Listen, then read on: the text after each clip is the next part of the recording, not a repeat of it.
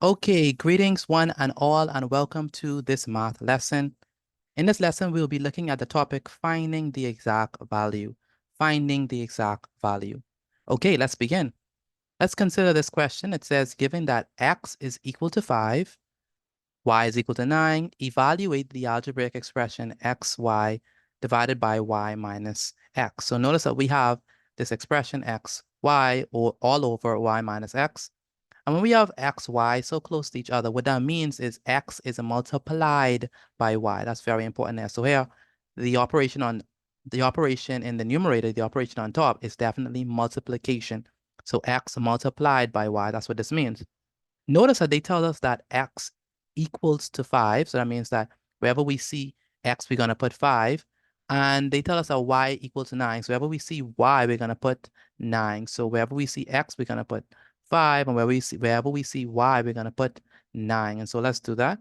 So we have 5. Wherever we see x, we put 5. So we put 5 here and we put 5 here because that's where x is. And wherever we see y, we put 5.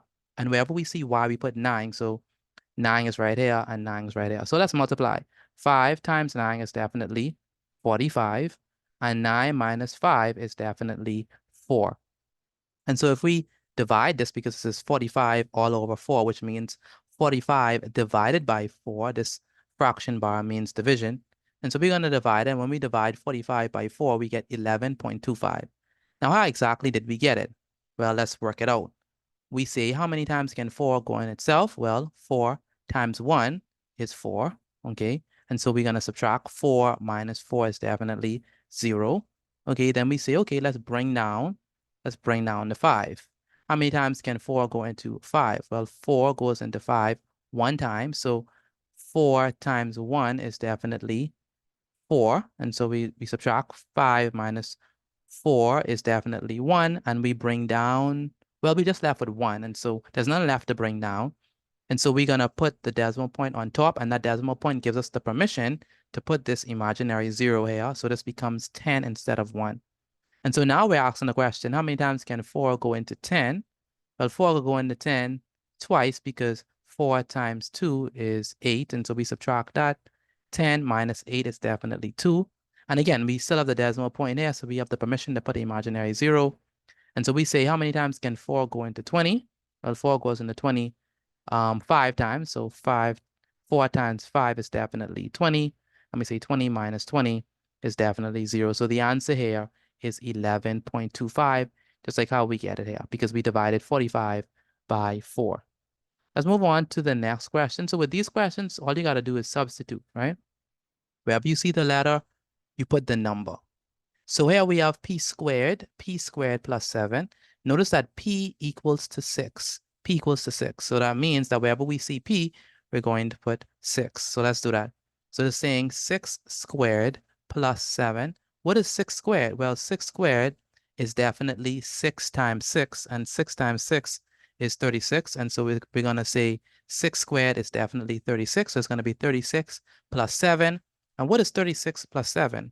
What is 36 plus 7? Let's add that. 36 plus 7 is definitely 43. And so the answer here is 43.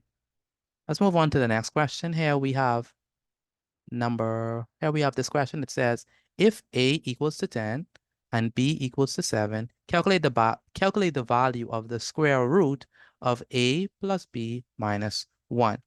And so what does this mean? This means that wherever we see A, we're going to put 10. And wherever we see B, we're going to put 7. We're just basically going to substitute. So remember, A is 10, and B is 7. Okay, and so we have 10 plus 7 minus 1. What is 10 plus 7? 10 plus 7 is definitely 17. And what is 17 minus 1? 17 minus 1 is definitely 16. So now we have to figure out the square root of 16. What number, when you multiply it by itself, is going to give you 16? Again, what number, when you multiply it by itself, gives you 16? The answer is 4, because 4 times 4 is 16. So the square root of 16 is definitely 4. So our answer here is 4. Moving right along, we have this one. It says, given that x equals 20, find the value of x plus 15 all over 7. So we know that x equals to 20. And so wherever we see x, we're going to put what? We're going to put 20. So x equals to 20, so we're going to put 20 here. So it's going to be 20 plus 15 divided by 7. And what is 20 plus 15? Well, 20 plus 15 is 35. And so we have 35 all over 7, which basically means 35 divided by 7. And 35 divided by 7 is 5 because 7 times 5 is 35. And so our answer here is definitely 5. Moving on, we have a next question here. It says, if p equals to 16, calculate the value of 4, open bracket, p minus 2, close bracket. And so here, the idea is that we want to, wherever we see p, we're going to put 16 because p equals to 16. So right here, instead of putting p, we're going to put what? 16. And so we have 16 minus 2 in the bracket. We keep the 4. Let's perform the operation on the inside. What is 16 minus 2? Well, 16 minus 2 is definitely 14. And so all we need to do here is multiply 4 and 14. Because you see how this, because notice that we have 4 open bracket 14. The operation that is implied here is multiplication. So this actually means 4 multiplied by 14. And 4 multiplied by 14 is definitely 56. And so we have 56 right here. Moving right along, we have this one. It says when a equals to 4 and b equals to negative 3, calculate the value of 2a plus b. Again, we have this expression 2a plus b. Wherever we see a, we're going to put 4, and wherever we see b, we're going to put negative 3 because, well, a is 4 and b is negative 3. And so let's substitute. Wherever we see a, we put 4, and wherever we see b, we put negative 3. Let's put in the bracket. We can multiply it. When we see them close like this, adjacent to each other like that, close like that, the operation that is implied is multiplication. So we say 2 times 4, which gives us the 8. And now we have a positive and a negative. If you have a positive multiplied by a negative, that's going to give you a negative. And so this is just going to be 8 minus 3. And 8 minus 3 is definitely 5. So the answer here is 5. Moving right along, we have here, it says b is equal to 26. Find the value of 6 times b over 2. And so let's consider this algebraic expression. But notice here we have b. And so wherever we see b, we're going to put what? 26 because b is 26. And so let's substitute. Again, wherever we see b, we put 26. So we put 26 on top. And this is 26 all over 2. And we have multiplied by 6. What we're going to do here is we're going to divide 26 by 2. What is 26 divided by 2? Let's do that. Well, how many times can 2 go into itself? Well, 2 goes into 2 one time. 2 times 1 is 2, and we can subtract the 2. 2 minus 2 is definitely 0. We bring down the 6. Okay, we bring down the 6. How many times can 2 go into 6? 2 times 3 is 6, and so we say 6 minus 6 is 0. So that means that 26 divided by 2 is 13. Okay, the answer is 13. So we have 6 times, remember 26 divided by 2 is 13. So we put 13. And so we say 6 times 13. Well, 6 times 13, that's 78 because 6 times 3 is 18. We put the 8 here and we put the 1 above. 6 times 1 is 6 plus 1 is going to be 7. And so the answer here is 78. Moving right along, we have this one. It says c is equal to 88 all over b plus 1. Calculate the value of c when b equals to 10. And so here, b is 10, which means that wherever we see b, we're going to put 10. So we have 88 all over 10 plus 1. And so it's going to be 88 divided by 11. And what is 88 divided by 11? Well, 88 divided by 11 is definitely 8 because 8 times 11 is 88. And so the answer here is definitely 8. Moving right along, we have this one. It says when x equals to 6, y equals to 2, calculate the value of 3x plus y squared. So what we're going to do here, again, wherever we see x, we're going to put 6. And wherever we see y, we're going to put 2. So let's do that. So here we have 6. So we replace the x with 6. And here we have 2. We replace the y with 2. And so we have to multiply here because the operation between these two is multiplication. So it's going to be 3 times 6. And this one says 2 squared, 2 squared. So 2 squared this just basically means 2 times 2. And if we do 2 squared, which is 2 times 2, we know that 2 times 2 is definitely 4. And so let's do that. 2 squared, which is 2 times 2, that's definitely 4. And then 3 times 6, well, 3 times 6 is 18. And so it's going to be 18 plus 4. What is 18 plus 4? Well, 18 plus 4 is 22. And so our answer here is definitely 22. Moving right along, we have this question. It says, if f is 4 and g is 5, find the value of g plus f minus 6. Okay, so what we have to do, wherever we see g, we're going to put 5, and wherever we see f, we're going to put 4. And so let's do that. So wherever we see g, we put 5. So we put the 5 here. Wherever we see f, we put 4. Okay, and then we keep the negative 6. What is 5 plus 4? Well, 5 plus 4 is definitely 9. Minus 6. What is 9 minus 6? Well, 9 minus 6 is definitely 3. So the answer here is 3.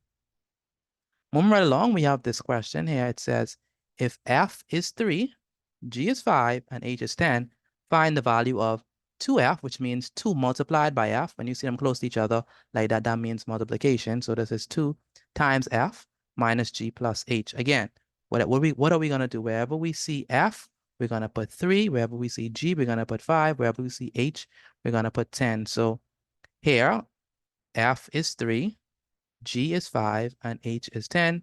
And so that's what we're going to do. Now let's multiply 2 times 3, because when you see them close like that, that means multiplication. So 2 times 3 is definitely 6, all right? And then we have a negative 5, and then we have plus 10. So we're going to do that. So 6 minus 5, well, 6 minus 5 is 1, okay? And then we add 1, so it's going to be 11. What do we do? 2 times 3 is 6. 6 minus 5 is 1. 1 plus 10 is 11. So the answer here is definitely 11. Moving right along here, it says when C equals 3 and D equals 4, evaluate CD all over 2. So what are we going to do? Well, we have CD. When we see them close to that, that means or that implies multiplication. So we have to do C multiplied by D all over 2. And what is C? Well, C is, here's a mistake. C is actually 3. So let's do this right. C is 3. So let's do this right. Let's do it properly. So we have that's going to be equal to C is 3. Okay, so it's going to be 3 multiplied by 4. Okay, multiplied by 4 all over 2. All over 2.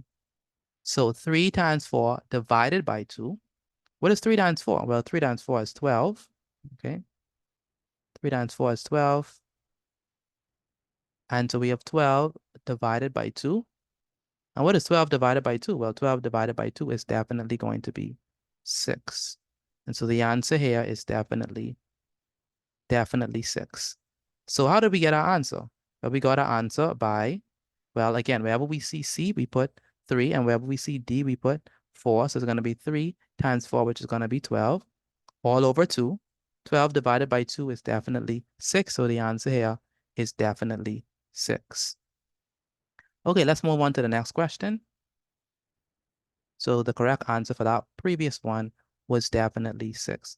Now for this one, we have, it says, given that p equals to 7, calculate the value of 2 times p squared.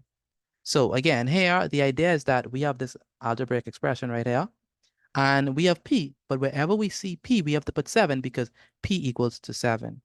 And so that means that we're going to replace p with 7. So we put 7 right here. And so this says 2, which is multiplied by 7 squared. What is 7 squared? What is 7 squared? Well, 7 squared is 7 times 7. So you multiply it by itself.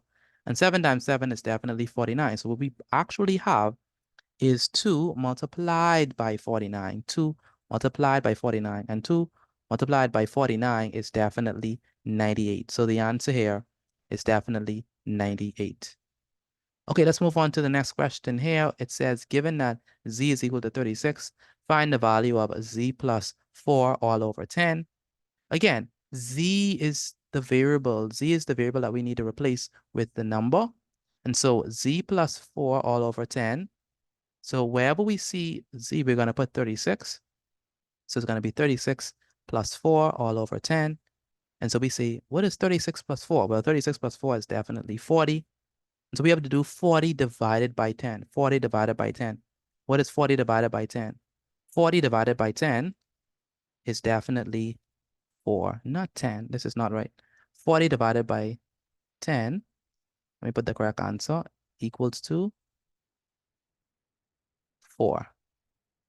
Okay?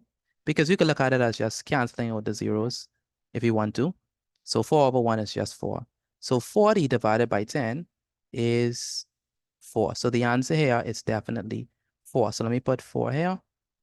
The answer here is 4. All right, so that brings us to the end of this video. Thank you for watching, and I'll see you in the next video.